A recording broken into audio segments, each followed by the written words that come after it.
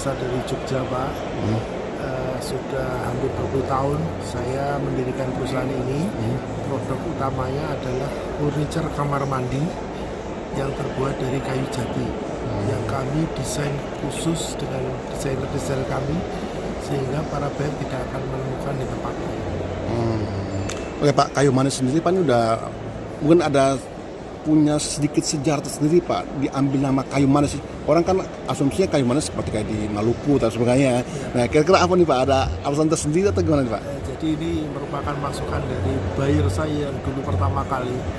Dia kan bilang, kebetulan buyer saya orang Perancis. Dia bilang kalau kayak nama kayu manis saja karena diucapkan dalam bahasa Perancis itu terdengar lebih indah. Nah, akhirnya kita ambil nama kayu manis Pak. Asalnya bukan kita buat mebel dari kayu manis, enggak, tapi namanya itu indah untuk diucapkan dalam bahasa Perancis. Itu ya, luar biasa. Pak, ini udah berdiri berapa lama dan untuk pangsa pasarnya nih Pak, gimana aja sih Pak? Kita sekarang sudah 24 tahun Pak. 24 tahun. Pangsa pasar utama sekarang ke Spanyol, Italia, Belgia, dan sedikit ke Amerika. Pak, untuk efek sendiri Pak ini keikutsertaan dari kayu manis yang keberapa kali Pak? Itu saya sudah lupa. Artinya tiap tahun ikut terus ya? Ikut terus, nah Pak, tentu kan dari tahun ke tahun membedakan Pak. Apa sih yang membedakan dari tahun sebelumnya dengan tahun ini Pak, khususnya kayu manis nih? Apakah dari konsep atau ada inovasi baru, tambahan baru, apa nih Pak kalau betul? Perbedaannya jelas ya Pak, dari venue-nya. Yang dulu biasanya di Kemayoran, PRJ Kemayoran dipindah ke SPSD. Ini merupakan tantangan bagi kami karena kita belum tahu pasti ini di tempat baru seperti apa. Tapi kita ambil risiko, kita ambil bid yang lumayan besar. Dalam rangka kita mencoba untuk tampil di sebagai Pak, pelopor lah di tempat baru. Kalau berhasil ya kita otomatis akan ikut tahun-tahun berikutnya. Ini ada Pak, apa sih Pak yang menjadi keunggulan nih, kelebihan dari produk-produk kayu manis yang Bapak bilang sebut tadi mungkin belum ada di tempat lain? Apa nih Pak yang menjadi kekuatan kita ada di desain Pak. Kekuatan kita ada desain dan kualitas produksi. Karena kita sangat care terhadap detail dan semua produk kita kerjakan in-house. Tidak ada yang kita kasih subkon ke tempat lain. Sehingga tahapan quality control itu kita rasakan di banyak tahap, sehingga pembeli di Eropa maupun di belahan dunia lain tidak akan menghadapi risiko kerusakan. Itu yang menurut kami menjadi kunci utama untuk supaya pembeli bisa tetap eksis beli ke tempat kita terus. Nah, terakhir Pak, target dan harapan. Harapannya ada dua nih Pak. Harapan kepada pihak penyelenggara yang sini di Andra ya, dan Maki ya kalau nggak sama, dan kepada pemerintah Pak. Pemerintah sendiri kan dengar ada rencana mau kayak ekspor kayu gelondongan dan sebagainya tuh.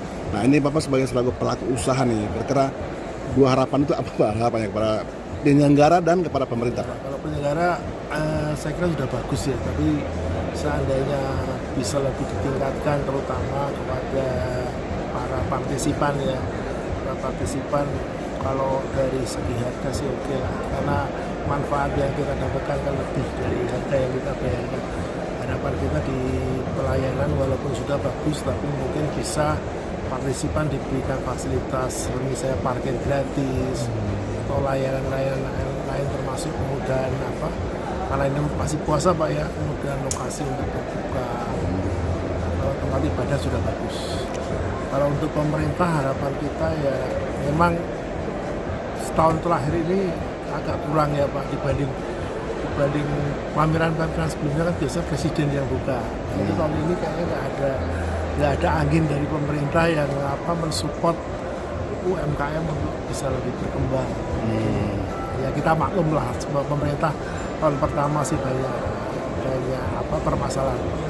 Ke depan mungkin kita harapkan dari perhatian dari kementerian maupun pemerintah sehingga kita bisa punya daya saing yang lebih terhadap dunia lain, terutama saingan kita terberat sekarang adalah Vietnam yang disupport sekali oleh pemerintahnya, terutama dalam suku bunga rendah, pengadaan lahan.